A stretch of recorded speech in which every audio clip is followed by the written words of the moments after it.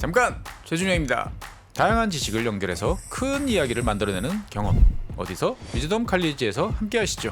네이버에서 위즈덤 칼리지를 검색하세요. 네, 우리 200만 구독자 이벤트.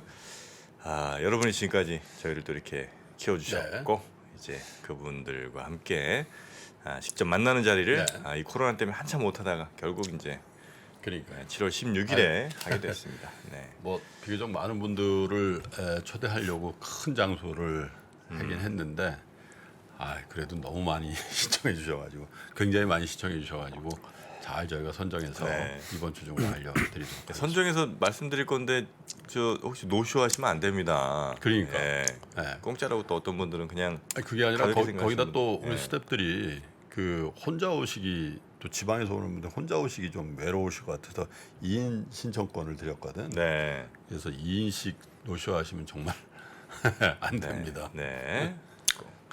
자, 그러면 오늘 또 우리 박병창 부장님 모시고 시장에 대한 이야기 잠깐 나눠보도록 하겠습니다. 교보증권 박병창 부장님 어서 오십시오. 예, 안녕하십니까? 네, 반갑습니다. 어서 오세요. 네, 주말은 좀 편히 보내셨습니까? 네, 잘 지었습니다. 네. 저희 계좌는 편하지 않았습니다. 네. 지난주 뭐 미국 시장이나 우리 시장 한번 흐름 살짝 짚어보고 넘어갈까요? 예, 지난주가 반기 말이었습니다. 그래서 반기 말에 대한 결산 내용들이 굉장히 많이 나왔는데요. 뭐 다들 굉장히 좋지 않고 그리고 하반기에 대해서 걱정하는 자료들도 상당히 많이 나왔습니다. 그런데 지금 계좌가 좋지 않다라고 표현을 주셨잖아요. 근데 아마도 계좌들이 급락을 했을 때 내려갔다가 그 근처에서 왔다 갔다 하는 그런 현상이 계속 나타나고 있어요. 네. 그래서 그 말씀을 드리는 이유는 시장이 계단식으로 좀 하락을 하고 있습니다. 그래서 급락을 하고 그 다음에는 좀 주춤 좀 하고 또 급락했다 주춤하고 이러고 있거든요. 그래서 상반기 내내 그런 모습을 보였기 때문에 하반기에 그것을 끌어내는 게 모멘텀이 무엇이냐 여기에 관심을 굉장히 많이 두고 있는 것이고요. 그리고 7월에 지금 실적 발표와 2분기 경기 지표가 나오기 때문에 지금 7월에는 좀 정중동 좀 더 관망하자. 보적 심리가 더 많은 그런 상황일 수 있습니다. 그러다 보니까 사실은 최근 들어서는 보고서들을 보면은 종목에 대한 보고도 그렇게 많지 않습니다. 그리고 뭐 희망적인 보고서도 오히려 시장이 하락할 때보다도 지금 더 없어진 그런 상황이에요. 그래서 전체적으로 좀 보수적 심리가 더 강한 그런 상황이 됐다라고 보시면 될 것 같습니다. 지난 한 주 동안에도 미국 시장은 3대 시장 다 하락을 했습니다. 나스닥이 4% 하락을 했고요. 다우가 1.2%, S&P 500이 2% 하락을 했는데 나스닥이 급락을 더 많이 했습니다. 이것은 전반적으로 빅테크에 있는 종목들이 전체적으로 하락한 것은 아니고 반도체 관련 주식들이 하락을 했습니다. 필라델피아 반도체 지수가 주간으로 9.56% 하락을 했고요. 6월 한 달 동안 17.5% 하락을 했습니다. 그러니까 지난주 금요일 날 미국의 3대 지수는 1% 정도 반등을 했습니다. 그런데 지난주 금요일 날 필라델피아 반도체 지수가 3.8% 하락을 했어요. 거기에 애플이나 테슬라나 뭐 페이스북이나 뭐 이런 것들이 빠진 게 아니고요. 엔비디아, 인텔, 마이크론 테크놀로지 이런 것들이 빠졌는데 마이크론 테크놀로지 실적 발표하면서 3분기 가이던스 굉장히 좋지 않게 발표했다. 제가 지난주에 언급을 좀 드렸는데요. 그런 것들이 반영되면서 반도체 관련 주식들이 시장을 끌어냈다. 그렇게 보시면 될 것 같습니다. 반면에 유가는 지금 108달러 정도이고요. WTI 선물이 그리고 10년 만기 국채 수익률이 2.88%예요. 그리고 2년 만기가 2.83%고요. 아주 뭐 급락을 또 했습니다. 또 급등하는 것도 굉장히 우려를 많이 했는데 3.47%까지 갔다가 2.88%까지 지금 급락을 했어요. 즉 이 얘기는 경기 침체 우려가 확대되고 있다라는 것이죠. 그래서 국채 수익률이 급락을 했습니다. 우리가 올 상반기에 보면은 상반기 최초 하락을 할 때는 국채 수익률이 올라가는 것에 대해서 걱정을 많이 하면서 하락을 했습니다. 근데 지금 이것은 떨어지고 있거든요. 그러니까 이 부분이 하향 안정화되었지만 이것이 떨어지는 것이 전반적으로 경기 침체가 시장에 반영이 되면서 떨어지고 있다라는 것이에요. 그렇기 때문에 시장에서는 여전히 보수적 심리가 더 많다. 그렇게 보시면 될 것 같고요. 네. 전반적으로 좀 전에 말씀드린 바와 같이 시장이 그냥 조금씩 하락하는 것이 아니고요. 급락 후에 또 반등했다가 또 재하락하는 그런 패턴을 보이고 있는데 이번 상반기만 흐름을 보면요. 1월, 2월 하락을 하고요. 3월에 반등을 주었고 4월에 급락했다가 5월에 반등 줬다가 지난 6월에 또 급락을 했어요. 그래서 7월에 그러면 반등할 타이밍이지 않냐 차트로 보면은 이제 그렇게 좀 보이는데요. 그런데 7월에는 지금 다시 또 2분기 실적 시즌으로 들어가고 있기 때문에 이거 확인하자. 이런 심리가 훨씬 더 많은 것이죠. 네. 그렇게 마감을 했습니다. 네. 이제 문제는 우리 시장이 상대적으로 훨씬 더 약합니다.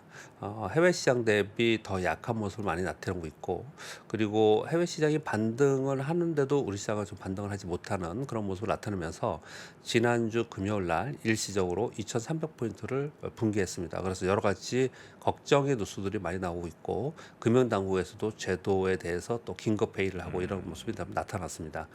지난주에 코스피가 2.59% 하락을 해서 2,305포인트 마감을 했고요. 2,910포인트인가가 저점이었습니다. 장 막판에 약간 반등을 했고요. 코스닥은 2.77% 하락을 했습니다. 고객 예탁금은 57.3조, 신용은 17.7조인데 약간 올라왔습니다. 네. 예탁금도 올라왔고 신용도 약간 좀 올라온 상태고요. 그리고 국고채와 해서채는 미국 시장과 연관되면서 같이 하락하는 그런 모습을 나타냈습니다. 외국인들은 여전히 국내 시장에서 계속 팔고 있는 그런 상황이고요. 지난주에 하락폭이 상대적으로 체감적으로 굉장히 좋지 않았던 것은 반도체와 전기차가 우리 시장에서 시가총액이 굉장히 높은데 네. 이쪽에서 시장을 주도하면서 하락을 주도하는 그런 모습을 나타냈다 이렇게 보시면 될 것 같고요. 전반적으로 월말 반기 맞이라서 국내 기관들의 정리 매매가 상당히 많았습니다. 그리고 리밸런스도 많았고 그래서 국내 기관 매도도 굉장히 많았습니다. 지난 한 주 동안에는 국내 기관들이 1조 이상의 매도를 했어요. 그래서 외국인들의 매도보다 훨씬 더 많았다라고 보시면 될 것 같고 개별 종목들의 하락은 사모펀드 매도가 굉장히 강했습니다. 그래서 사모펀드의 매도가 강했던 것은 추정이컨대 반기말 리밸런스가 상당히 있었다. 이렇게 판단이 좀 되고 있습니다.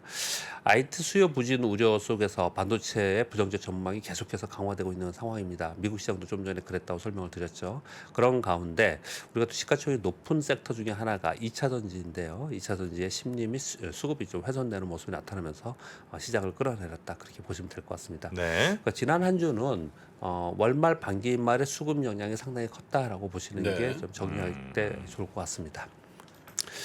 자, 이번 주 이제 7월에 지난 한 주는 7월에 하루뿐이 없었고요. 7월 이제 본격적으로 들어가는데요.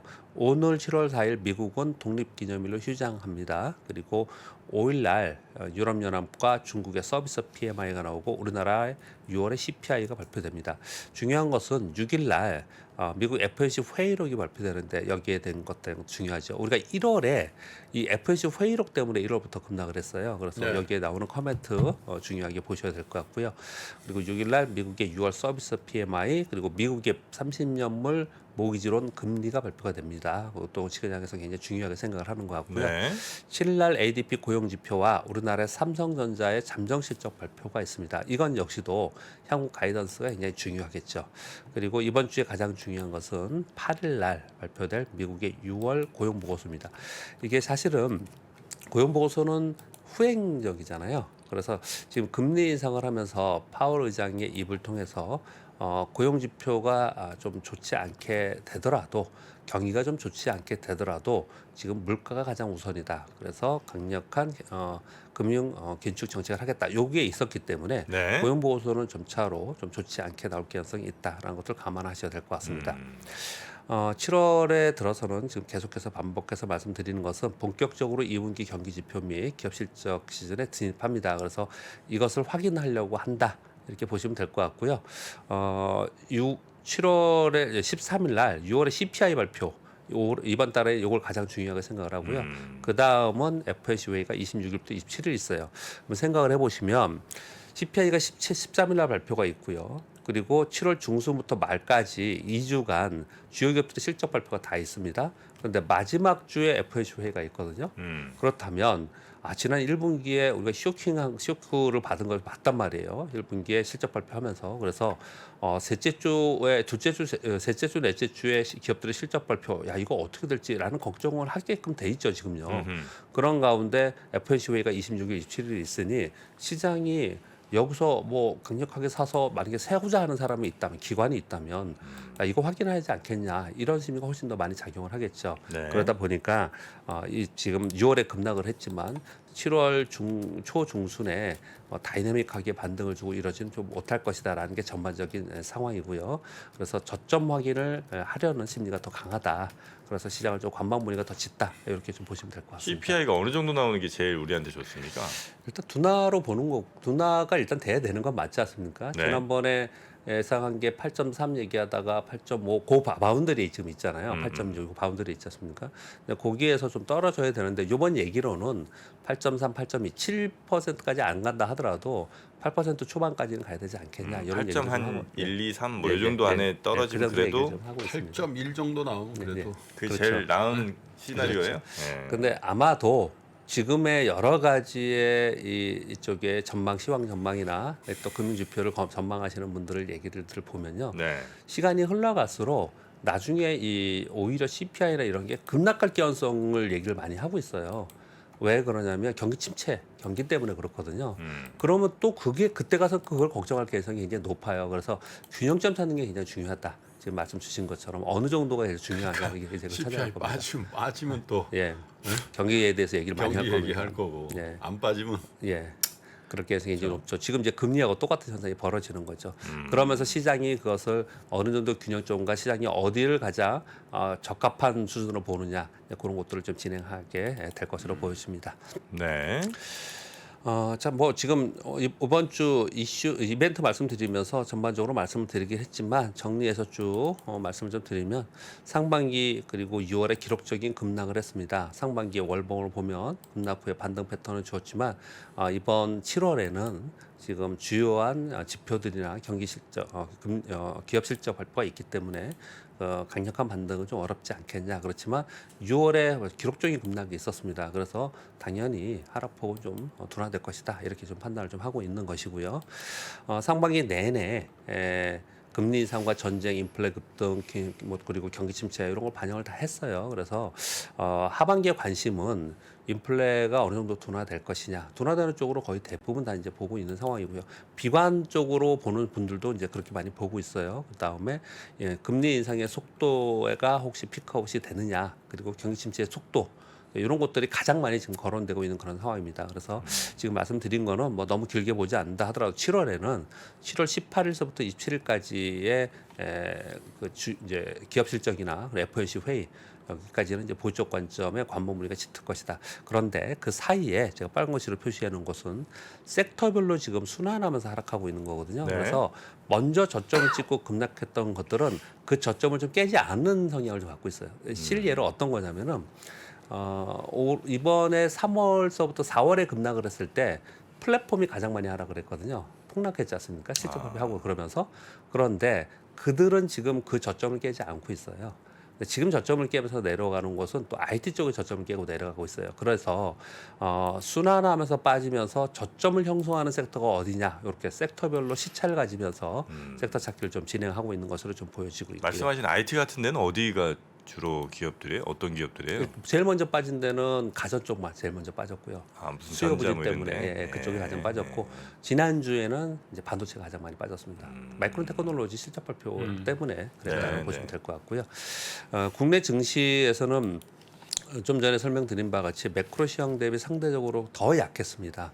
더 약했는데, 근데 여기서 뭐 조금 더 제 의견을 말씀을 좀 드리면, 우리가 시장이 하락을 할 때 네. 외국인들이 공매도에, 우리나라가 외국인들의 선물 연계 거래가 너무 심해. 그래서 그것 때문에 좌우되면서 너무 그 부침이 심해.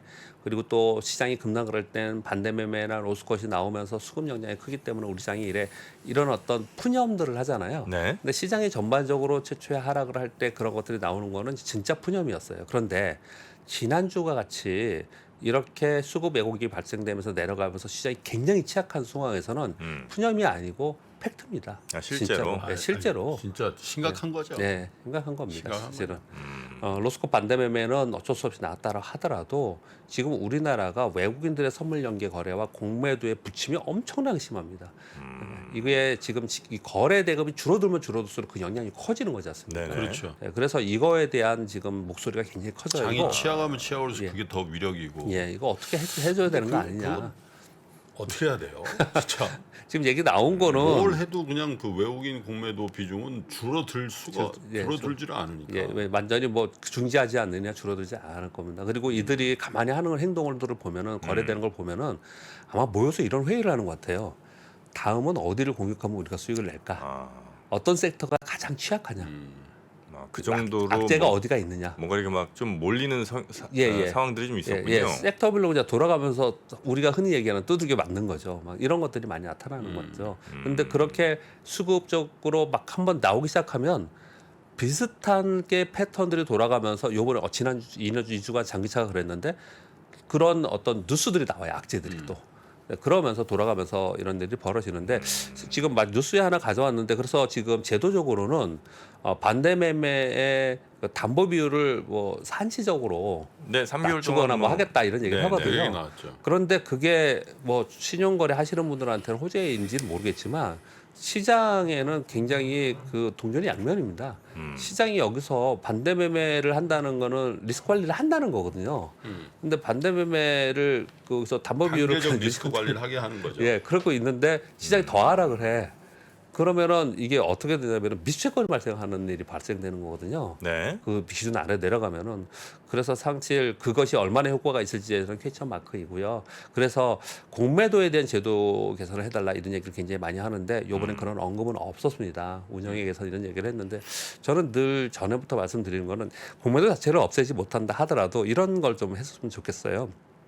우리가 어떤 기관들이 인위적으로 몇 개 기관이 인위적으로 주식을 사거나 팔거나 하면서 주가를 올릴 때 통정 매매라고 하고 그런 통정 매매가 나올 때 호재성 재료가 나오면서 딱 올려서 팔고 이런 것들은 시스템적으로 굉장히 잘 잡아내고 오랫동안 해온 거예요. 그걸 소위 그 거래소에서 굉장히 거래소에서 정밀하게 잡아내죠. 예, 작전을 하는 것들을 굉장히 잡아내요. 그런 것들을요. 그런데 공매도는 똑같은 거잖아요. 올리는 거를 반대로 아래로 하는 거잖아요. 내리는 거를 예, 내리는 거를 일정한 기간에서 몇 개의 기관에서 중점적으로 그렇게 내리는 매도를 하고 그리고 그 순간에 악재가 또 그렇게 나오고 이런 패턴들을 잡아내는 것도 분명히 같이 해야 된다. 근데 여태까지 볼 때 주가 내리는 작전은 잘 안 잡는 것 같아요. 잡힌 적이 없습니다. 예, 없어요. 그래서 그것을 좀 강화하는 게 어떤가라는 개인적인 생각을 늘 갖고 있습니다. 그런 네, 제도 네. 강화 좀 있으면 좋지 않을까 이런 생각을 좀 해봤고요. 우리나라 지수는 또 시장 좀 더 이어가면요. 우리나라 지수는 2020년 7월로 회귀했습니다. 2020년 7월이요. 20년 7월. 2020년 3월에 팬데믹으로 폭락했잖아요. 그랬다가 급반등한 게 3개월인가 반등했는데 지금 거기까지는 와 있어요. 지금요. 그때 과열이라고들 많이 했었어요. 네. 그때 2000 포인트 회복할 때, 네. 이거 너무 빨리 회복했는데 그런 얘기 기억 안 나세요? 예, 맞습니다. 그죠? 전 세계 같이 그 회복을 했죠. V자형으로 확 네, 반등하니까, 그렇습니다. 예. 야 이건 좀 쉬었다 가야 되는데 뭐 그런 얘기들 많이 했었죠. 그때 우리 지수 인버스를 개인 투자들 많이 해갖고 손실이 엄청 났었어요. 그 이후에 계속 올라갔기 때문에 3,000포인트까지 계속 올랐기 때문에 그랬는데 실제로 우리나라의 지수가 올라간 거는 그 다음에 9월, 10월이 쉬었다가 11월, 12월에 굉장히 폭등을 했었어요. 8, 9월 달에 빠졌었어요. 예, 빠졌었어요. 사실. 그때 빠졌어요. 지금 이제 거기까지 지금 회귀한 그런 상황이에요. 이렇게 지수가 어느 정도 위치까지 지금 빠져 있는가 이런 부분을 좀 말씀을 드리고요. 그냥 단순한 생각을 해봐도 3,316포인트가 고점이잖아요. 1,000포인트 빠진 거예요. 그렇지 않습니까? 네, 네, 네. 2,300포인트니까. 근데 이제 1,000포인트가 빠져 한꺼번에 있는 확 빠진 게 아니라 그냥 예. 계속 흐르는 1년 거죠. 빠진 겁니다. 1년. 그래서 굉장히 이게 단기간에 빠지면은 시장은 좀 반등의 성향을 갖는데 계속 계단식으로 빠지는 이런 식으로 나오기 때문에 좀 지치고 힘들다 이런 얘기를 계속 하고 있는 상황이고 그러다 보니까 더 약한 고리를 찾게 되고 섹터별로로 네. 그리고 또 안 좋은 뉴스들이 더 부각되고 있는 상황이 계속 이어지고 있다 이렇게 보시면 될 것 같고요. 네. 우리나라 그 주봉으로 보면요. 4주 하락 후에 올해만 보겠습니다. 올해만 보면 4주 하락하는데 1주 하락, 2주 하락, 3주 하락, 4주에 반대 매매 이런 게 나오면서 폭락했다가 그다음에 또 반등 좀 줬다가 박스권으로 있다가 그다음에 좀 몇 개월 있다가 또 하락하고 이런 식으로 움직였거든요. 근데 지난 6월까지 6월에 4주 동안 연속해서 급락을 했어요. 그래서 미국하고 비슷하게 지금 전체적인 수급과 차트로 봐서는 그래서 7월에 좀 반등을 할거나 아니면은 박스권에 있을 수 있는 패턴에 들어가긴 했습니다. 패턴에 들어가긴 했어요. 근데 말씀드린 바와 같이 지금 2분기 실적 우려가 굉장히 강해서 이번에는 그렇게 강한 것은 기대하지 못하고 있다 이렇게 보시면 될 것 같고요. 네. 그런 가운데 미국은 지금 시차를 갖고 섹터별로 저점 형성이 좀 되고 있다는 표현을 드렸지 않습니까? 그러니까 우리나라도 지금 섹터별로는 좀 다른 모습이 나타나고 있어요. 사실 보면은 지난주에 굉장히 안 좋았잖아요. 근데 조선, 건설, 태양광 좋았죠. 예, 좋았던 섹터도 좀 있어요. 그래서, 풍력 이런 거. 예, 시장이 폭락을 하면서 내려갈 때는 전체 다 내려가는데 그렇지 않을 때는 또 섹터별로 다른 움직임을 가지고 있거든요. 그 다른 움직임을 갖고 단기적으로 거래하기는 물론 굉장히 어렵습니다. 그래서 거기에 거래를 하면서 우리가 직접적으로 대응하자라고 표현을 드리고 있는 것은 아니고 우리는 지금 내가 어떤 섹터에 어떤 종목을 갖고 있다 하더라도 네. 전체적으로 시장을 바라보면서 수급 이동이 어디로 되고 있는가는 늘 체크하고 있어야죠. 그래야지 다음을 또 준비하는 거니까. 그렇죠. 네, 그렇게 지금 진행이 좀 되고 네. 있다 보시면 될 것 같습니다. 네. 뉴스 몇 가지 말씀드릴 건데요. 그 섹터나 종목 뉴스는 그렇게 많지 않다 말씀을 좀 드렸고요. 그래서 지금 시황을 좀 말씀드렸는데 그런 시황에 대해서 전반적인 의견이 월스트리트저널에서 나온 뉴스가 하나 있어서 전해드리겠습니다. 그대로 한번 읽어드려보겠습니다. 세계 경제 최악의 상반기를 보냈다. 그런데 하반기에 더 악화될 가능성이 있지 않겠냐라는 거예요. 거기에 이제 내용들이 연준이 이런 상황을 만든 건 연준의 실수가 있었다. 그것은 두 가지 실수였는데 하나는 인플레이 정점 판단, 시기의 판단, 그리고 경기의 판단이었다라는 거거든요. 요 부연 설명 좀 드릴게요. 지금 작년에 내내 인플레 정점 시기를 계속 얘기를 했는데 얼마 안 간다 그런데 길어졌지 않습니까? 근데 지금도 올 하반기에는 인플레가 픽아웃 칠 것이라는 의견들이 많습니다. 근데 지금 이 상황에서도 또 틀린다. 이건 굉장히 엄청난 충격이겠죠. 그렇기 때문에 요것을 보는 것하고 또 하나는 경기 판단인데요. 경기 판단의 그 두 번째 밑에 줄 읽어드리겠습니다. 지난 1분기에 미국의 GDP 성장이 1.6%로 최종치 발표됐잖아요. 지금 예상치가 2분기 GDP가 마이너스 2.1%예요. 그러면 2분기 연속 역성장으로 가면 경기 침체에 진입한 거잖아요. 그런데 지금 다들 어떻게 얘기를 하고 있냐면 연착륙할 수 있다. 경기 침체 확률이 아직까지는 어떤 데는 28%다. 어떤 데는 40%다. 어떤 데는 네. 60%다. 이러고 있는 거거든요. 근데 사실 2분기에 예상 GDP로 2.2% 정도의 전후에 나온다면은 경기 침체에 들어가는 거죠. 사실은. 글로벌이에요, 이거는? 미국입니다. 미국만? 네, 미국에 들어가는 거죠. 그래서 경기 침체를 놓고서 봤을 때 어떻게 미국 시장이 움직였냐는 JP 모건의 이제 자료는 과거에 11번의 경기 침체 시기에 S&P 500이 평균 26% 하락했더라. 이건 무슨 말씀 표현이냐면 한 가지 또 짚고 넘어가면요. 경기와 연동돼서 시장을 하락할 때는 20에서 30%, 즉 30% 정도의 하락을 했었어요. 그런데 우리가 시장에 충격을 받으면서 뭐 반토막 났다는 표현을 우리 많이 쓰잖아요. 그건 종목이 아닌 위기죠. 시장이. 그건 위기입니다. 시스템 위기 위기. 때 그런 일이 발생이 돼요. 그러니까 지금의 상황에서 경기 침체를 반영했을 때 S&P 500이 2022년 상반기에 21% 빠졌다. 그래서 경기 침체는 80% 반영했다. 이렇게 얘기를 하는 거거든요. 네. 그래서 많은 사람들이 어떻게 얘기하면 저희들끼리 이제 만나서 야 시장 어떻게 돼? 이런 얘기 할 거 아닙니까? 저희 직원들끼리도요. 또 그 중에 좀 아무한테나 얘기하는 게 아니고 그 동안에 잘 해왔던 사람들하고 얘기를 하잖아요. 근데 지난주에 이런 표현을 쓰더라고요. 이제 한 8대 9대 맞은 거 아니냐? 이런 표현을 쓰더라고요. 10대 중에 그래서 그러면 그건 이제 깔고 가는 거죠. 8대 9대 맞았지 않냐라고 네. 얘기하는 거는 10대라는 걸 말하지 않아도 깔고 가는 거라고 생각이 드는 거예요. 네. 그러면 이제 거기에 두 가지의 퀘스천이 있습니다. 하나는 뭐냐면 그러면 지금 한 8대 맞았는데 지금 도저히 견디지 못할 것 같아. 앞으로 2대를 더 맞으면 나 죽을 것 같아. 이러면은 여기서 포기하는 일이 발생이 될 수 있는 거잖아요. 그러면 야 나 이제 2대뿐이 안 남았는데 이거 참고 내가 진짜 마지막을 참아야 되느냐 이런 판단의 퀘스천이 있는 거고요. 또 하나는 지금 다 정확하게 딱 짚으셨는데 10대가 맞냐? 총이 10대가 맞냐라는 거예요. 그걸 더 모르는군요. 있으면 어떡해.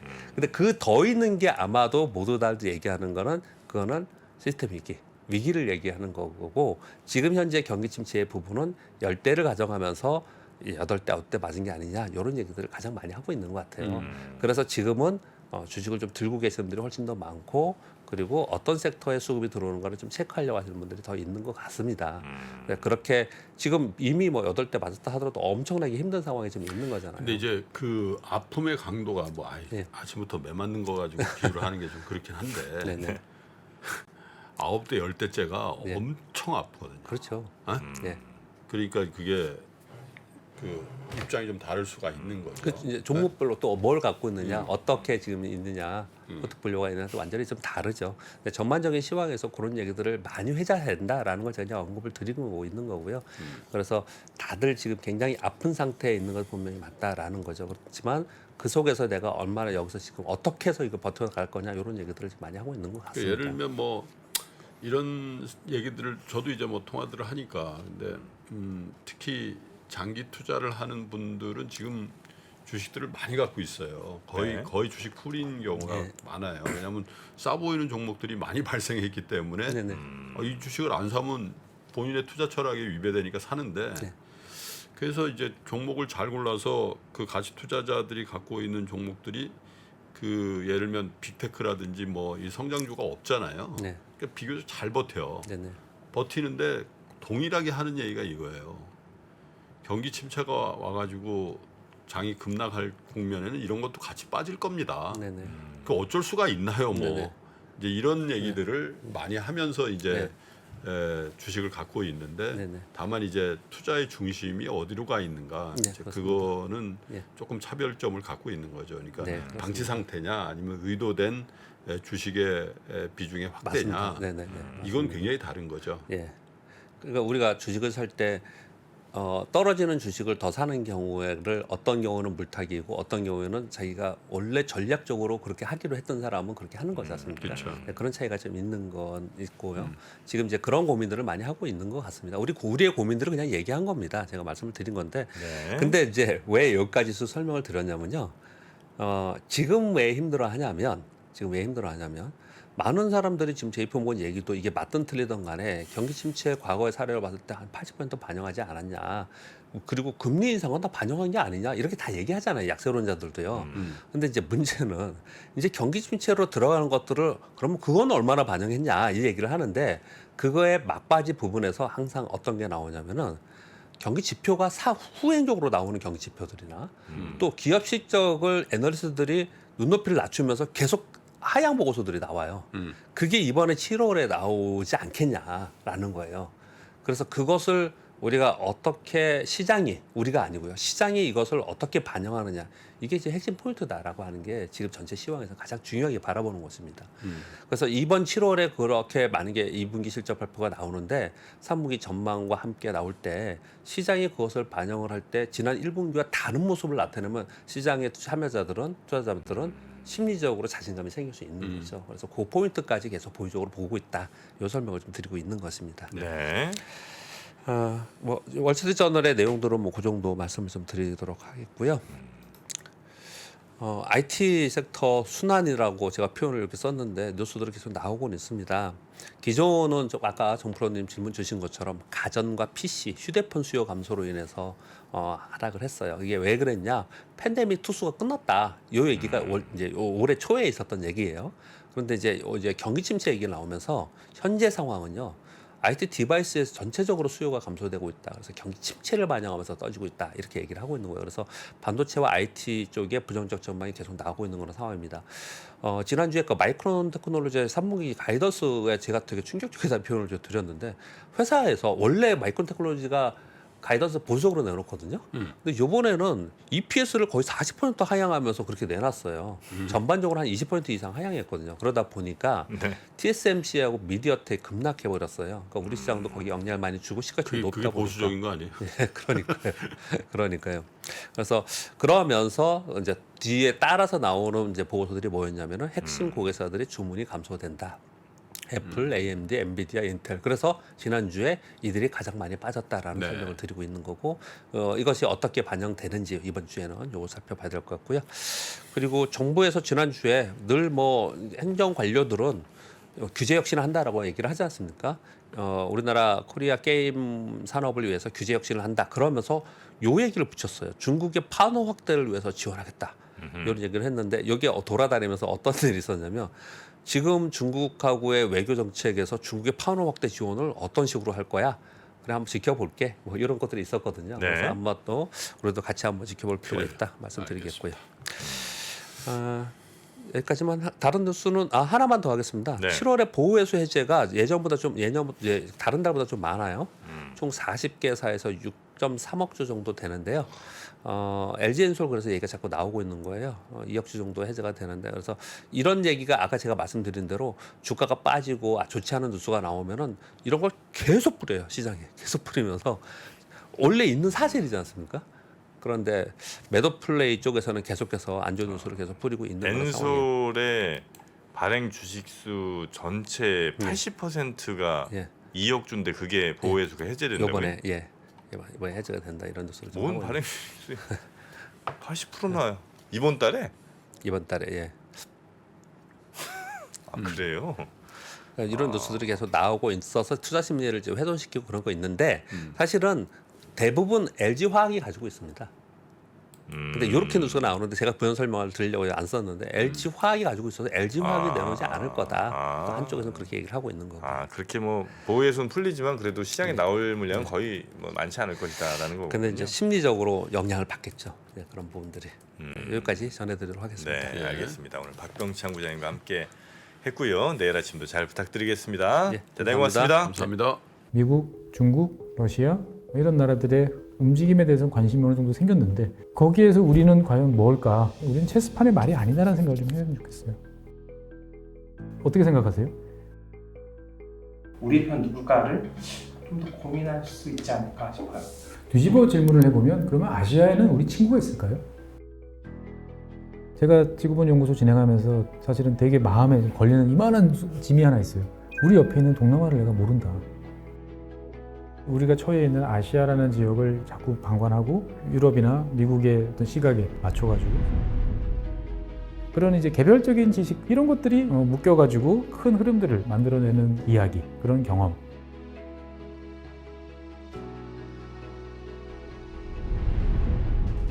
작고 잡다한 지식이라도 그것들을 절대 무시하지 말라. 나는 그건 되게 긍정적이고 그런 지식들을 연결해서 말 그대로 위즈덤이잖아요. 정말 현명해지고 뭔가 남들하고는 좀 차별화된 그러한 관점 그리고 그러한 비전